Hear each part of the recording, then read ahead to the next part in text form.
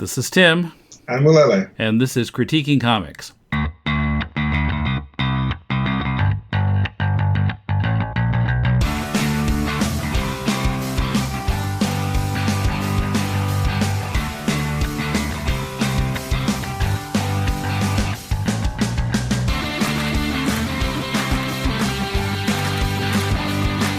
Welcome to Critiquing Comics. This is Tim with Mulele in Tokyo. How are you today?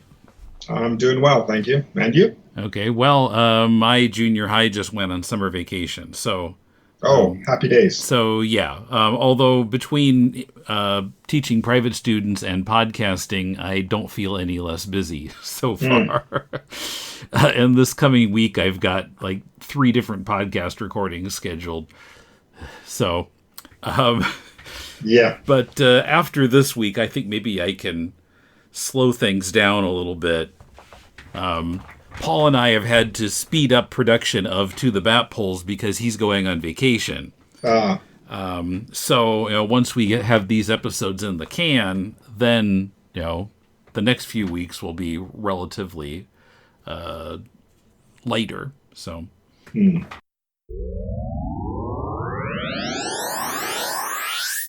Okay, so we have a couple more comics to talk about. Let's start with Dog vs. Ultra Dog. This is a story by Troy Wilson, art by Clayton Hanmer. And Troy emailed us. He actually wrote, I'm wondering if you want to critique a kid's picture book / comic book hybrid called Dog vs. Ultra Dog. So I said, of course. 32 decompressed, i.e. not narratively dense, pages, written by me, drawn by Clayton Hanmer, and published by Owl Kids, the fine folks who put out Owl, Chickadee, and Chirp magazines. I have no idea what those are. Interesting. Apparently they're kids magazines that started well after I was a kid. So, yeah, as he says, it's a comic and kids picture book hybrid. On the continuum between those two, I think I would put it closer to comics. I mean, the some of the narration placement feels more like a kid's book, a prose book with a lot of illustrations, and sort of the rhythm of the story is, kind of classic kids book rhythm. Where, somebody's doing a lot of different actions and then there's sort of a transition or another step and then that person is doing a lot of different actions again. Or in this case, it's a dog, not a person. But it's about, I was going to say, but yeah, primarily it is a comic. It's got word balloons and it's sequential art and yeah, it's a comic primarily. It's about a dog named Tuffy, who is the pet of a shaggy-haired boy named Tim. And Tim starts to really get into this dog superhero called Ultra Dog. And then this cat next door named Bosworth keeps putting all kinds of ideas in Tuffy's head that Timmy's going to abandon him for Ultra Dog. So Tuffy is trying to go the extra mile to keep Tim interested in him. And yeah, it's a really cartoony and nicely drawn book. Yeah, definitely for kids, but of some interest to adults, I suppose. At least adults with kids. I don't know. What did you think of it? I quite like the artwork, and yeah, I agree that it is a little bit more on the comic side of the spectrum than on the kids book side. There are kids book centric pages and pacing here, but there are a lot of comic book panel style layouts. I mean, it rarely goes over 3 panels to a page, 3 or 4 panels per page, but it keeps it very simple. But if you were actually to break down the book Scott McCloud style, you'd find that it is very clearly a comic. And I actually liked it. I liked the story. Although I thought that the intro, the intro kind of slipped by me a little bit because it's a 2-page spread and it has 2 sentences on it. Tuffy loved Tim, and Tim loved Tuffy, and for me that maybe I wasn't quite prepared for it. It kind of slipped me by, especially when in the next page, then in swooped Ultra Dog. And I understand there are a couple of things here. Number one, we've got a PDF, and a book would have a cover which kind of sets up the story. And also, when you have a page turn instead of a PDF scroll, it affects you a little bit differently. So I'm saying take my criticism there with a grain of salt, but it's just kind of what I felt at the time, that I wanted just a little bit more of an in-your-face how much they were an inseparable item. Yeah. Now that you mentioned it, I do agree. We could have used another couple of pages of just their relationship, or at least a little bit more about it on those 2 opening pages. Yeah, I think there's a little bit of a show don't tell thing there. I mean, they are showing a bit, but like you said, yeah, a little bit more would have been nicer. The artwork is consistent. It's colorful. It's actually very beautifully illustrated. I quite like it, even though the art style is a little bit out of my wheelhouse, but not that much. I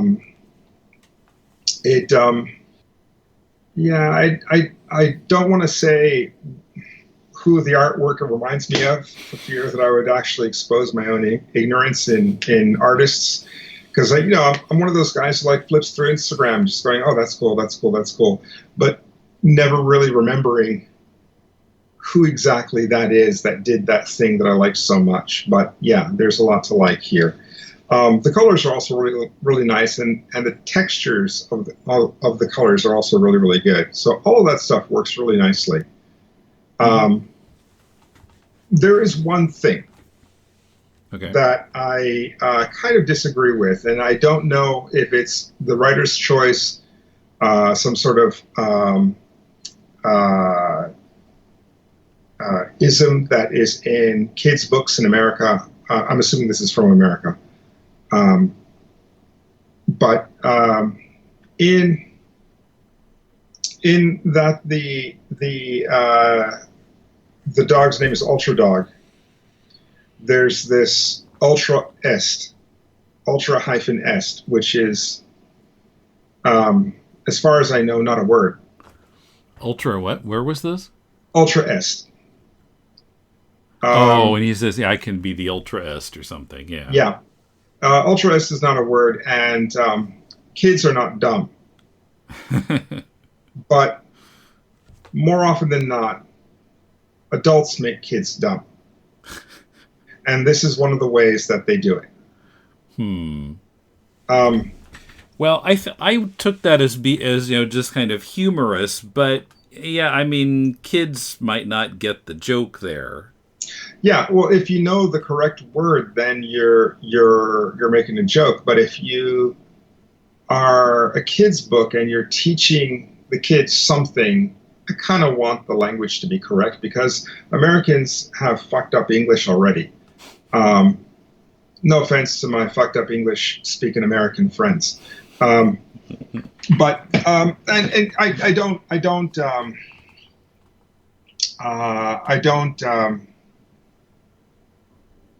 think that my English is perfect, but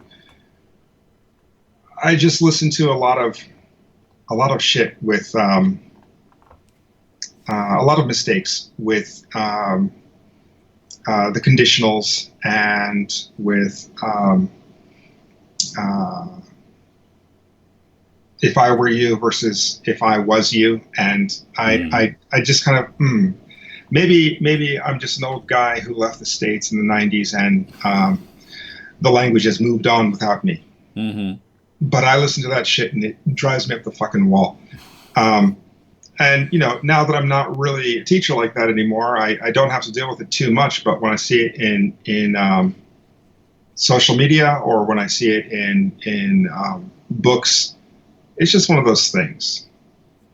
Mm-hmm. It's like people using the wrong form of there in whatever they're making. Yeah.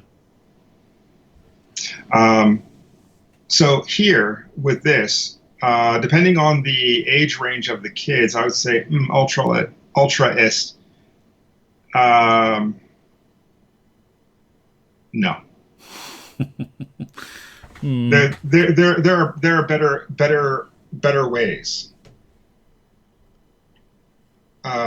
than this, because I can see this one being picked up by a kid and used, and it just makes the kid seem more kid-like. Than he needs to be, or makes the kid seem more stupid than he is, or rather, stupid when he's not. And so that's my only gripe for the book, really. I mean, maybe I'm just going on and on about it, but that's the only point where I'd say, no, not that. Yeah. Do you have any comment on that, or is it a non-issue for you, or? It didn't bother me that much. I don't know. Like I said, I think the joke might go over the kids' heads, but I don't know if they would try to start using that in their English or not. One thing that kind of puzzles me about the story is, why does the cat have such a stake in the idea that Tuffy is going to be abandoned by Tim? I mean, the cat seems like it's a problem for him to have been wrong about. I mean, it seems like, well, I guess just because he doesn't like to be wrong, nobody likes to be wrong, but, I would think it would be, something that he would be happy to be wrong about.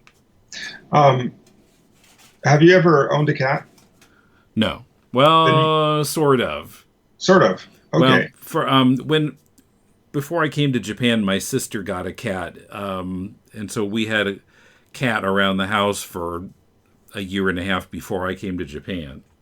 Okay, but well, generally the first rule of cats is they're assholes. Uh-huh. And this cat definitely fits that rule. Okay. As a characterization of the animal, makes sense. Yeah, I'm sure there are a lot of fans of cats listening to the podcast, all 18,000 of them, saying, but my cat is beautiful, and fuck you if you don't like cats. Well, I know a couple of cats who have told me to go fuck myself, so I'm going to say no. And for reasons that were beyond my control as well. So, cats and I don't have a bad history, but at the same time, cats call me out for shit that, I'm not really responsible for. And when I show them appreciation, they tell me to get fucked anyway, so. So you don't have cat fans, praising you for your work on a book about a cat. Well, Elvis. I do have people praising me for the work on Elvis and asking me if I like cats or if I have cats, and the answer is no and no. Cats are not my favorite anything. They're just an interesting subject. I mean, if I were to draw a story about a murder, does that mean that I like murder in real life? Not really. It's a story of an interesting thing that I saw on the street one night in Tokyo. That's all. Of course, if cats read the book and liked it, being cats, they wouldn't bother to actually tell the creator that they liked it. Yeah, of course not. Nice try, human, but you didn't get it right. But yeah, as far as this book, there's a lot to recommend it. Oh, definitely. I mean, even with my ranty gripe there, I would say that this is an excellent book. I enjoyed the story, and I enjoyed um, the setup and the payoff of the story. I also enjoyed the fact that the cat, even though he is an asshole, he's not really fighting with the dog. He's just fucking with him a little bit. Mm-hmm. Maybe the cat was a little disappointed when his bullshit didn't work, but I found it kind of humorous, and he is kind of the villain. But there's no violence in this story. There's actually a lot of kindness and generosity and all of that. And at the end of the story, can I blow spoilers here on a kid's book? Well, I mean, I think any reader, maybe even a kid reader, would know what was coming. Okay, maybe, but I liked at the end when the dog realizes that everything's okay, and that when they were in fact going to go away to Ultraland, the plan was to take the dog with them all along. Mm-hmm. That there was never a plan to leave the dog behind. That it was always going to be what is the dog's name? Tuffy. Yeah, it was always going to be Tuffy and Tim. And that the invitation to that Tim received to Ultraland included a ticket for the dog. That was really nice. I liked that. Mm-hmm. And I can see where some authors might go a different way. Like there would have to be a choice between the dog and Ultraland. And here, there's no real choice. And for the humans, it's not a thing. Yeah. And it's all bullshit from the cat, and the dog kind of bought into it. It's another thing, though. Cats are assholes. Dogs are just generally stupid. And this kind of characterizes that perfectly.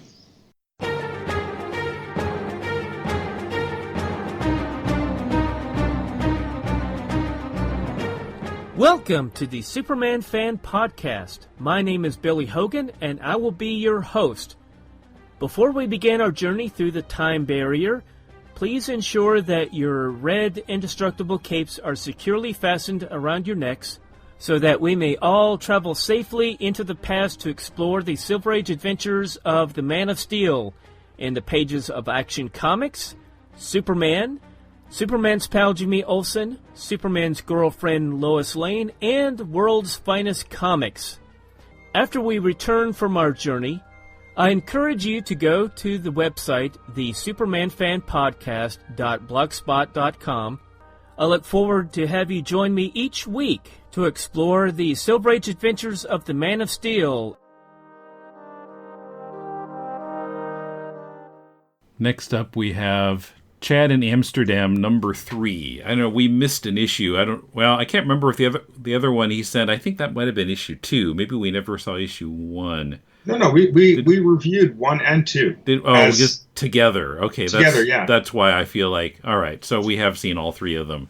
Yeah. There was another episode where we talked about both of them.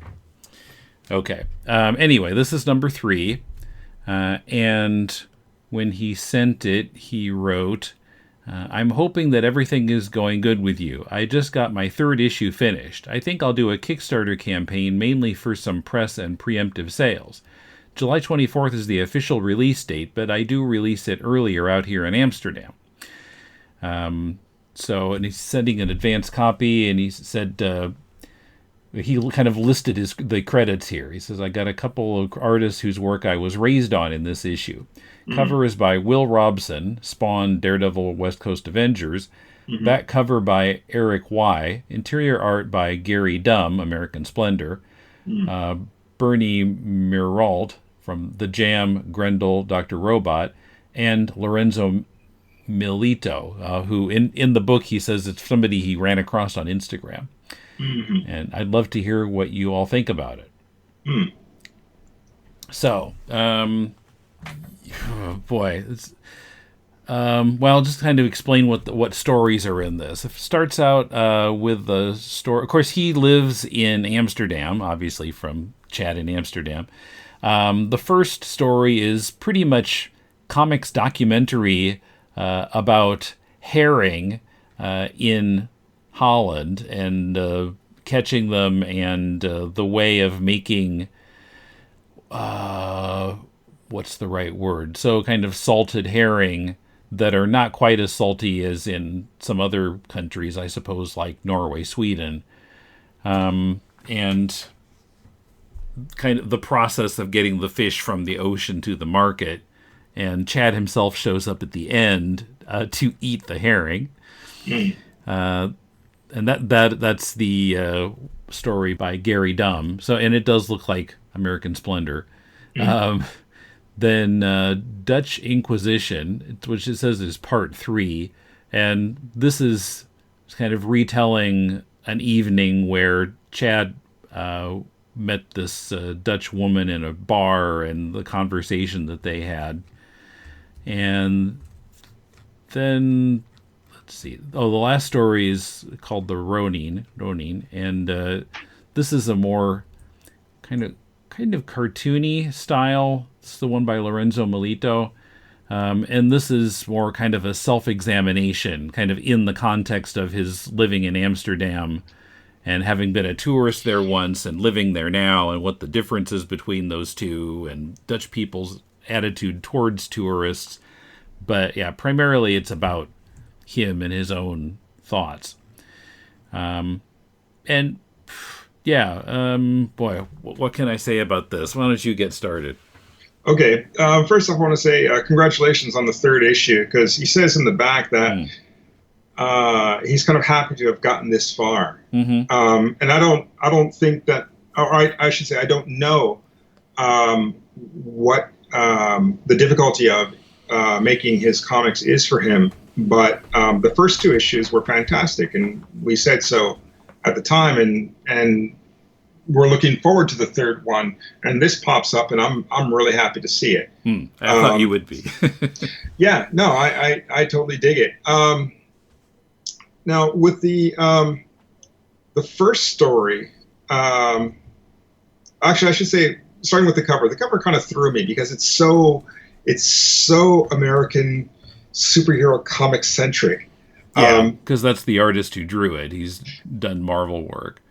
Yeah, and I think if you're looking at issues 1, 2, 3, then the covers, this one seems kind of a little bit of a weird one. But if you kind of understand that he's picking and choosing artists that he likes, and that these styles will vary from cover to cover or issue to issue, as he goes forward, it will become more of its own thing. But just for me, my first impression was like, wow, what? Wait, what? The artwork is so clean and colorful and vibrant. But I just love the fact that Chad's in the middle, kind of glowing American. Yeah, this American flag background that's just kind of around him, glowing out of him. And he's in a kind of a superhero pose, and everyone else is standing around looking at him, kind of shocked. Like, what's wrong with him? Why? Yeah, but I can kind of understand some of the psychology behind it, being an American living in Japan. But when I unfurl my flag and start waving it, and people are like, yeah, but why? Wave the flag in America. We don't care. But anyway, going into the first story, kind of well, all of these stories, and in the first 2 issues as well, are kind of autobiographical. This one has a little bit more of a documentary feel to it. It gives a little bit of the history of herring, pickled herring, in Amsterdam. But there's one section in here that I thought was a bit redundant and didn't need to be repeated. In the second page of the story, it talks about, was it the second page? No, sorry. Maybe the first page or the second page. Sorry, I can't quite read through it so quickly now. But he talks about how the Dutch became quite powerful as a seafaring empire off the profits of herring. and so it's a point of pride. And then later in the story, Chad shows up and actually relates the story again to someone, and it's almost verbatim. And so it kind of made me feel like it would have been better if the first one was not there, and because I'm on the journey regardless, and I'm okay for that. And the fact that Chad is talking about pickled herring, there's no reason for the story that is manufactured by this fact at the beginning of the story, so it really doesn't add anything to it. But at the end, it adds a little bit of depth to the story, and it also shows a part of Chad, which I kind of liked. Mm-hmm. So yeah, not at the beginning, but at the end. But other than that, it's kind of interesting. The comic is in Dutch with English subtitles for the people who speak Dutch. And that's something that's kind of repeated through other stories in this book. And when we came to the end of the end of the story, I myself wanted to try this herring. Yeah. I was satisfied with where the story went and what it actually showed, and I was intrigued. And I'm not sure if that was his only intent with the story, but I thought it was fine. You should sell this comic with some herring attached to it. Free sample. Oh, yes. What could go wrong? Well, is it a comic with herring, or is it herring with comic? But yeah, interesting. Okay, I did quite like it. Mm-hmm. What did you think? Yeah. Well, it was interesting to me, with these different artists, how the look of Chad changed from comic to comic. Yeah. Where he's got long hair and then he's got short hair. And of course, in that one where he has short hair, it's a few years ago. I think it says, 2011. Mm. So I suppose that's the difference. Where in the others, he's got longer hair, particularly on the cover. It's really shaggy there. Well, it's kind of interesting because I think you and I, well, most people, I guess, live with their own definition of who they are, and it doesn't really alter too much with the haircuts I get, but my perception of other people might. And to see in this way, Chad represented in different ways by different artists and different styles who all see him in different things. It's kind of an amalgamation of the person rather than just a flat representation by one artist or one person showing him. And the fact that none of them are photographs doesn't mean that we can't recognize Chad in each story. It's pretty clear, even though they can be wildly different in style. The different Chads, I mean. Mm-hmm. Mm-hmm. Yeah, so I found that quite interesting too. Yeah. Yeah, I mean, I didn't have any doubt about which one was Chad, but yeah, it was just sort of interesting to see how much he changed in each interpretation. Mm.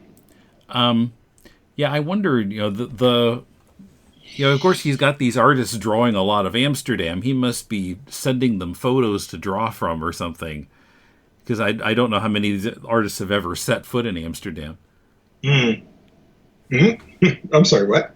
I said maybe some of these artists have never been to Amsterdam, so he must have to send them pictures of it. Like, I want to have this building and this street scene, whatever. Yeah, well, it's kind of curious because in the second story, Chad claims layout as well. And so to what extent was his input? And in another part of the comic, he mentions that he's doing photography. So was he, did he set up everything with photos here? Because the backgrounds do seem kind of photorealistic compared to the people who are much more stylized. I don't know at all what his input was. But it says writing and layout by Chad and drawings by Bernard. So, it's quite an interesting, read through. I don't necessarily agree with all of the time jumps.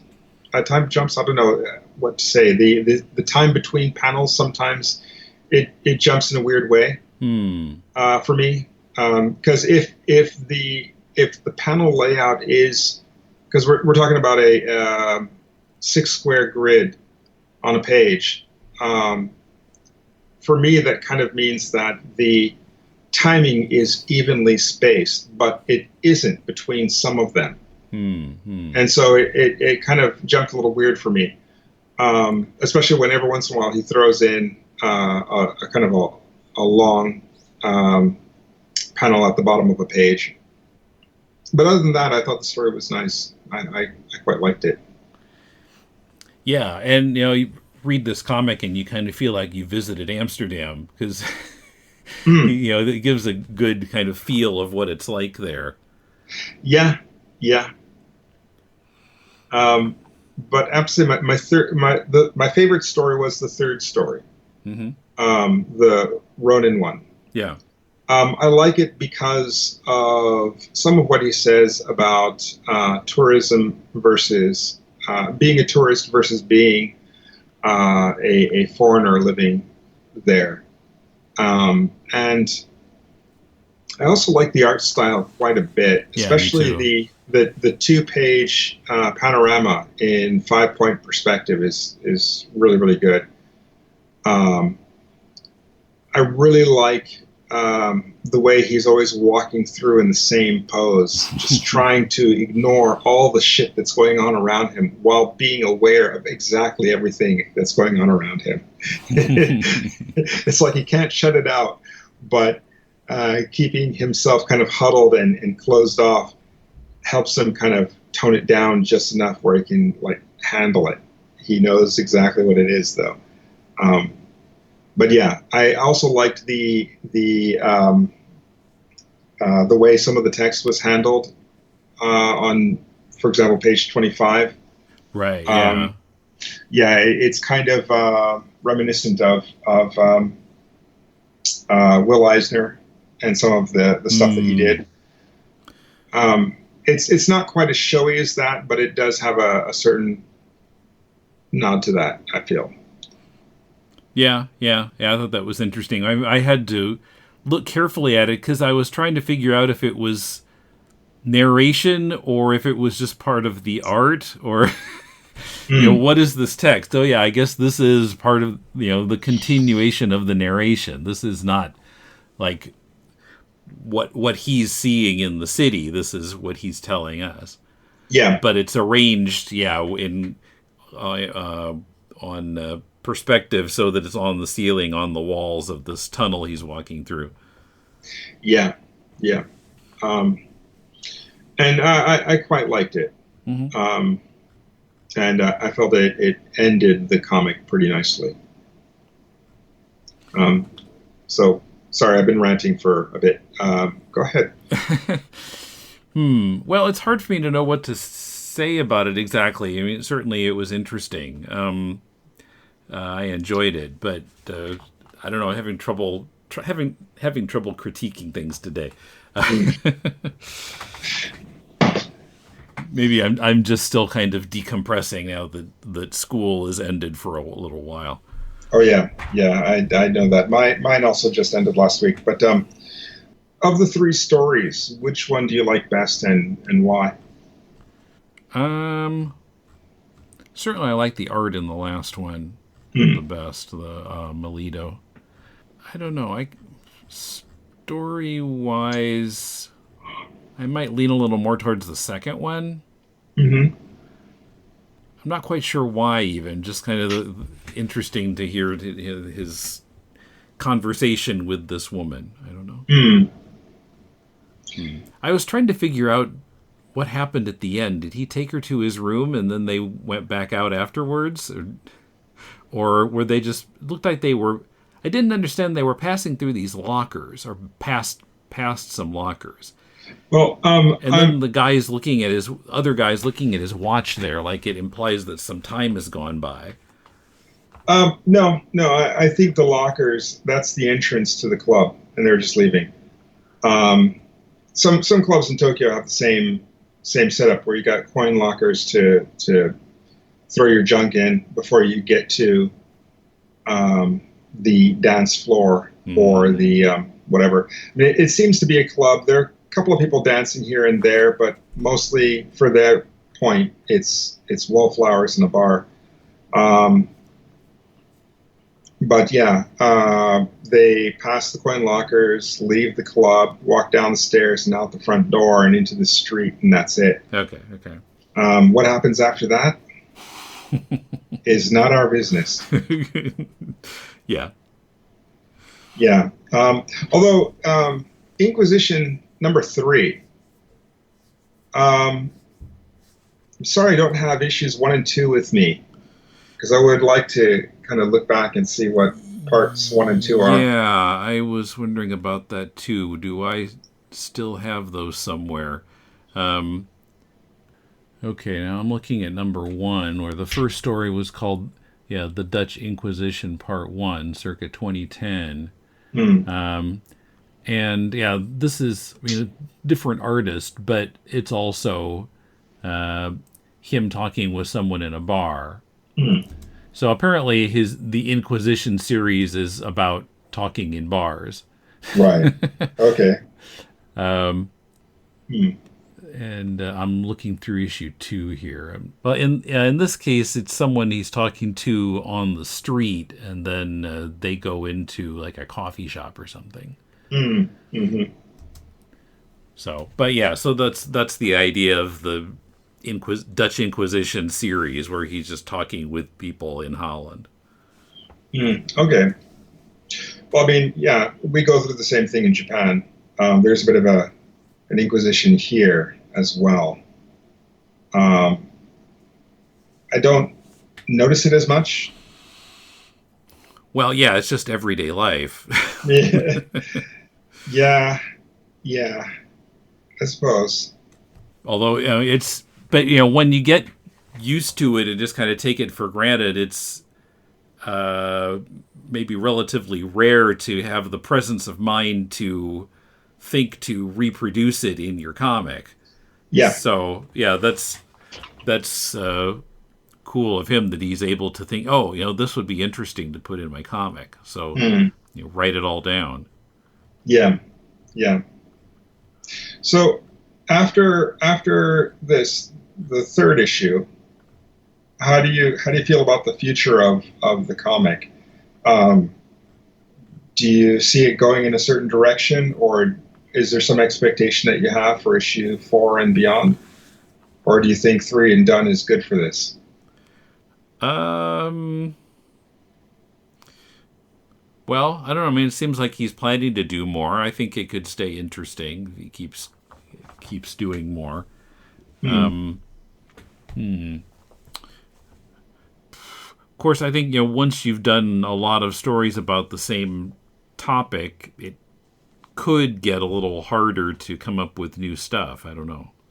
I mean, have you ever tried to do any comics like about living in Tokyo?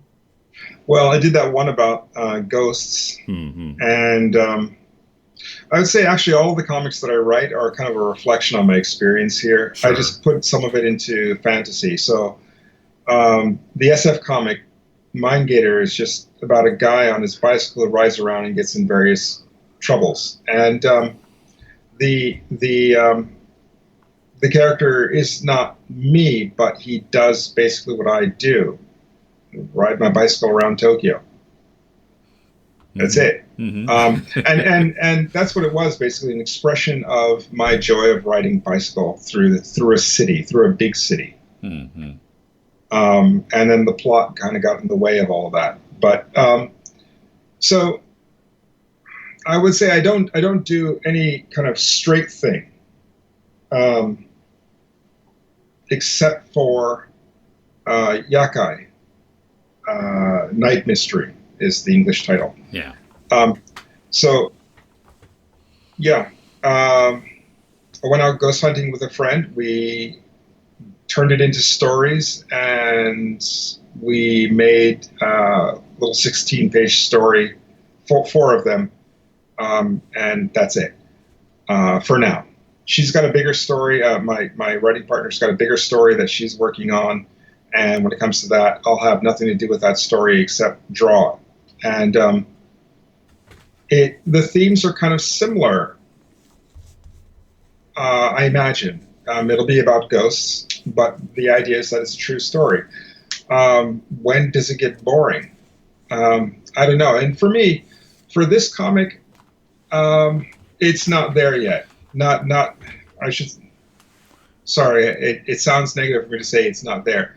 This comic is not boring to me. It is actually quite exciting to see this work, and I'm looking forward to number 4. Yeah. However, I think I mentioned last time, and I do remember Chad responding to us, would like to see some of his fictional work. Mm-hmm. Not in this comic. This comic is fine like this, but like, okay, yeah, you've done 3, which means you can do this comic, but start a second series. I want to see some other stuff. Yeah, that would be cool too. Yeah. But I'm just a guy who's always pressing for more comics from voices that I like. So if Chad, you decide to give us 2 issues of this instead of 1 issue of this and 1 issue of fiction, I'm also happy. But it's just a kind of curiosity point. I would like to see some of the fictional work.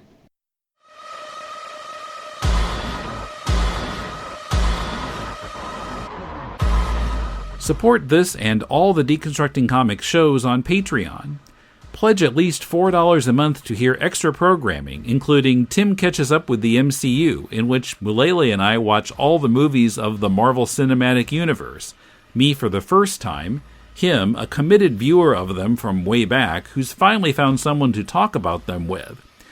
This coming Saturday, our discussion of Captain America, the Winter Soldier, will be released. So sign up today at patreon.com/deconcomics. Now back to the show.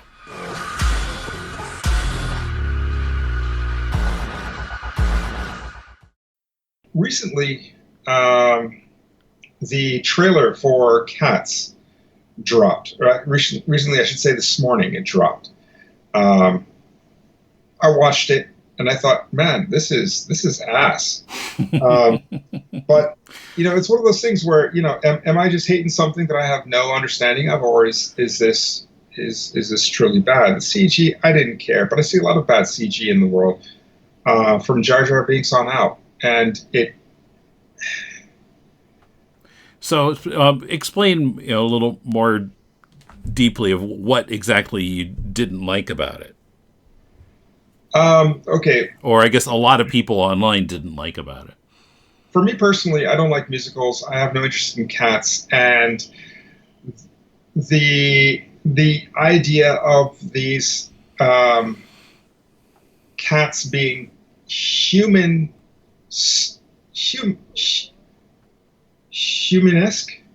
but if I can make up words after me talking about that kid's book so much, but are they the ultra-est cats in the world? Yeah, they are the ultra-est cats in the world. Est cats, but these kind of cat-sized humans, cat-sized hairy humans, is kind of what they look like. They've got cat ears, but they have human noses. It's all kind of weird and why. Yeah. Well, yeah. I watched it, and yeah, sure, it's CG, but I remember seeing clips, or maybe I saw them do a song on a TV show, like 30 years ago, Uh-huh. and the regular costumes look just as creepy. Oh, really? Yes. Okay, but that's all just makeup and... Yeah, so what they used to do with makeup, they're doing with CG, and one is just as bad as the other, as far as I'm concerned. Interesting. I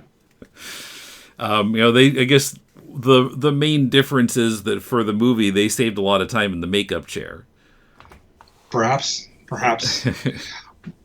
But, I mean, there is kind of a question of, but why did you choose to do it that way? I mean, I can understand why they would try to make a Cats movie. I mean, the musical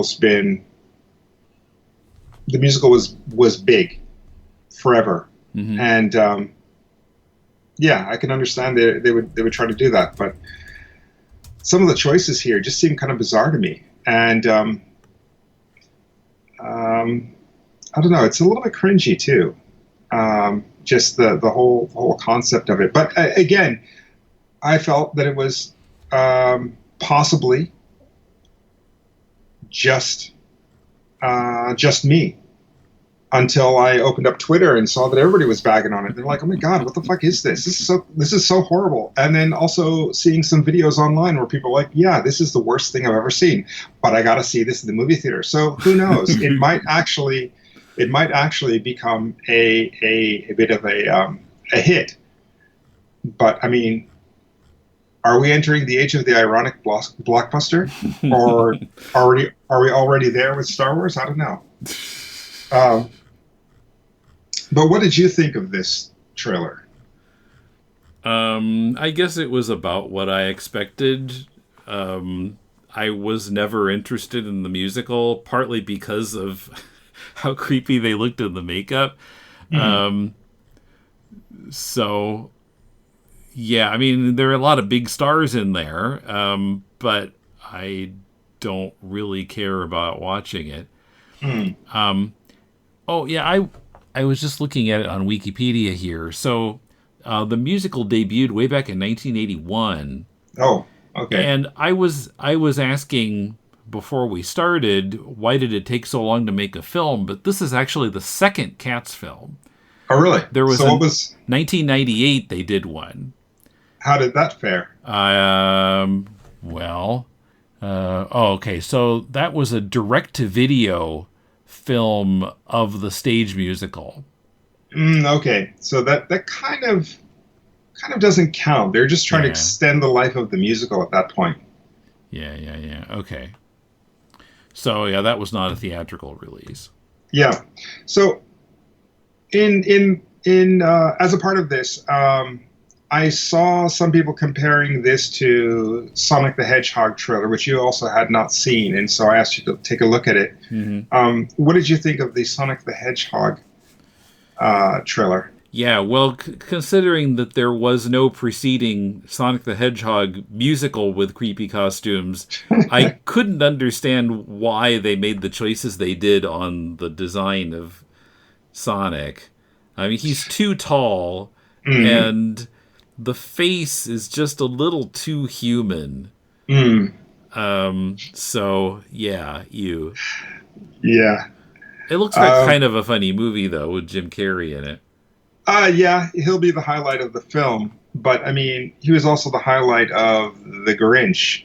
But, I don't know. The Grinch was still kind of weird in a lot of its choices. Well, and then, speaking of creepy makeup, well, and I think my kids thought that the Cat in the Hat movie was just kind of scary. He looked, who was that in the Cat in the Hat movie? Wasn't that, what's his name from, that guy from that thing. Mike Myers? Oh, yeah, that's right. Yeah. Yeah, I could only think of The Love Guru, which was, like, the last film he made, and it was such a bomb. I think that was the one that kind of ended his career as a movie star, if he ever quite reached that. But anyway, I don't know. These two trailers are kind of correct to be compared to each other. They both kind of hit the same area of creepy in my brain. And they're both films that I'm not going to watch in the movie theater. Cats. So they say that if you hear a new word repeated in a natural context 17 times, you'll eventually adopt it into your own language and start using it. So ultraist, will that get into your vocabulary if you keep hearing it? It might actually. But my point is this. How many times would I have to see a commercial for this Cats film or any Cats property before I actually start watching it? And to be honest, I don't think I'm ever going to watch that film. Not even free, not even if my girlfriend bugs me because she likes the musical. That's just one of those things that I will just not know. The Jim Carrey, the Jim Carrey Sonic the Hedgehog one, I'll watch it because it'll probably be bad, but I like Jim Carrey, and I'm looking forward to the scene where he's bald and has a big mustache.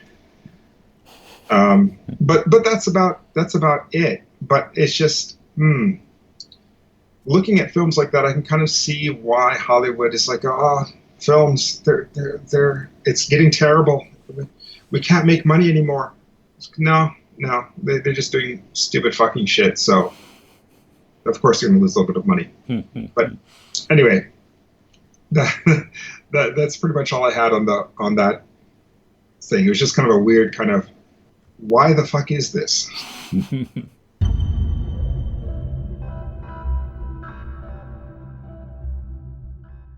By the way, real quick, a couple of quick questions.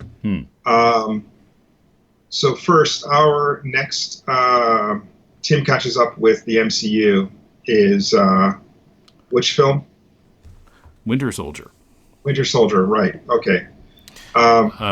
So actually, if things go according to my plan, people will be hearing, or patrons will be hearing, our not yet recorded Winter Soldier podcast just a few days after this Critiquing Comics comes out.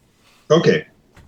And the other question, are you looking forward to any kind of media, comics, movies, or otherwise this summer? Well, actually, on the same day that this episode comes out, the last issue of Paper Girls is coming out, which is a Image comic series I've been reading. I mean, it's time travel, so I had to read it. Paper Girls is by Brian K. Vaughan and Cliff Chang. And sometimes Vaughan I haven't liked very well. As much as a lot of people loved Why the Last Man, I just kind of fell off of it. Other things of his I never quite took to, but this one I've read all the way through, and I'm looking forward to seeing how he ends it. Okay. I've never read Paper Girls. I've seen it around, heard that it was in the same universe as myself, and but have never picked it up. What's it about?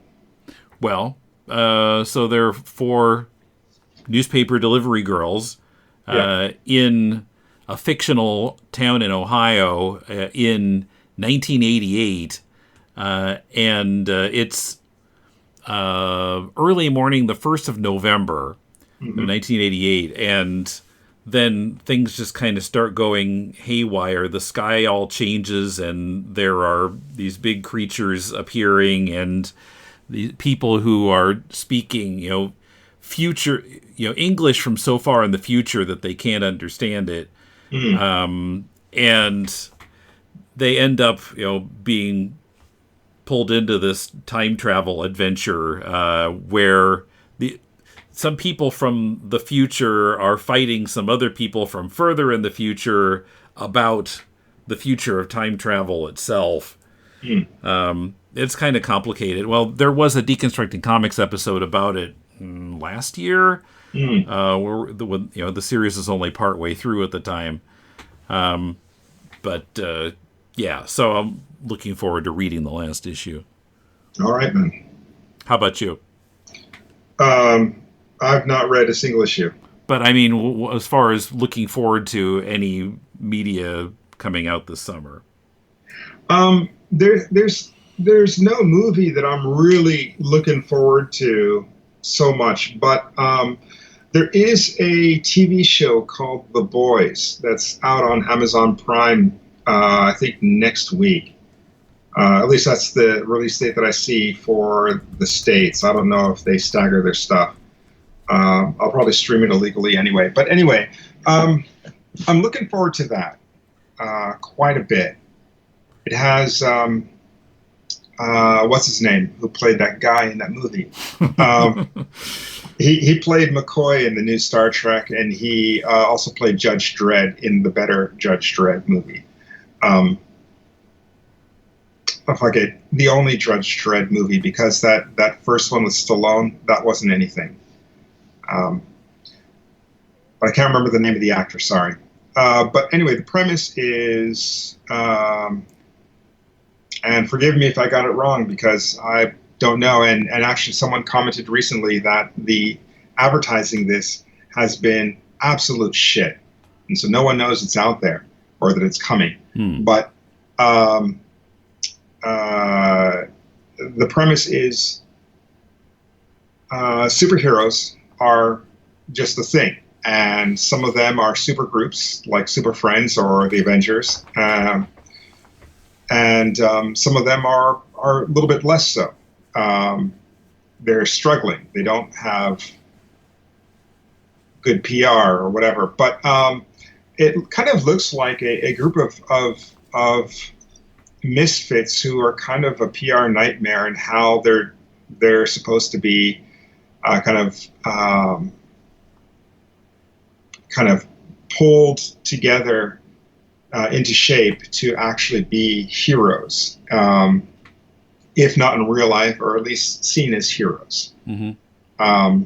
They've got powers, but they're so up their own asses that they can barely function. I'm hearing that it's a really, really good series. It's 8 episodes, ends on a huge cliffhanger, but they're already filming season 2, so not to worry. That cliffhanger will be resolved. Okay. Yeah, I looked it up here. So, I looked it up because I thought, and I was right, yeah, this is based on the comic by Garth Ennis and Derek Robertson. Let's see, who is appearing in this? Carl Urban. Yeah, that's Dr. McCoy and Judge Dredd. Yeah, Elizabeth Shue, Aaron Moriarty, some other people.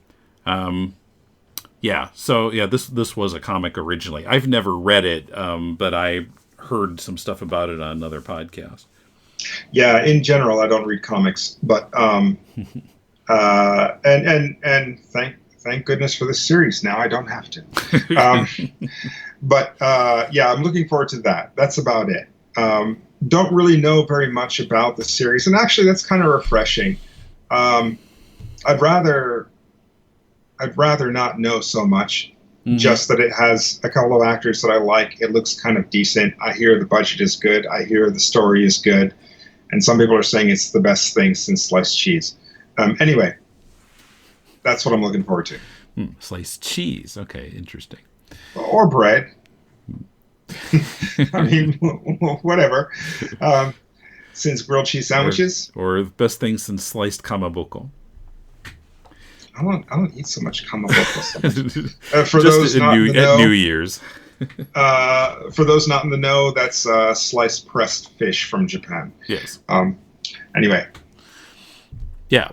So, we've been rattling on for an hour here, so let's wrap it up. Okay. So if you want to send us your comic to critique on the show, you can send a PDF or a link to mail@deconstructingcomics.com, and we'll read at least 30 pages of it, and then we'll talk about it here on the show. So, till next time, this is Tim. just a moment. I've got a bit of a question here. All right. Considering your comment about us being on for an hour and having to wrap it up, I've been watching this. I guess it's a YouTube podcast kind of thing. And these guys, they have a couple of topics that they tackle, but their podcasts usually last somewhere between 6 and 7 hours. And so, how do you feel about that? Either as a producer or a listener? Well, it sounds like never-ending editing. Oh, they don't edit. It's just a stream. They just they do it live and they put it up after it's done, and that's it. Okay. Well, in that case, as far as being a producer, I guess, sure. Hard to find the time to watch it all. I'd probably end up watching it in installments if I watched it. It's weekly. I'm sorry? It's a weekly podcast, so 7 hours every week. So one per day for the rest of my life? 1 hour per day? Yeah, I guess it would be that, wouldn't it? Yeah, 7 days, 7 hours. That's a bit too much for me. But anyway. And Mulele. And thanks for listening to Critiquing Comics. On Twitter, I'm at Decon Comics. Mulele is at Mulele Redux on Twitter and Instagram. Next week on Deconstructing Comics, Emmett and I discuss the book Shazam, a celebration of 75 years. See you then.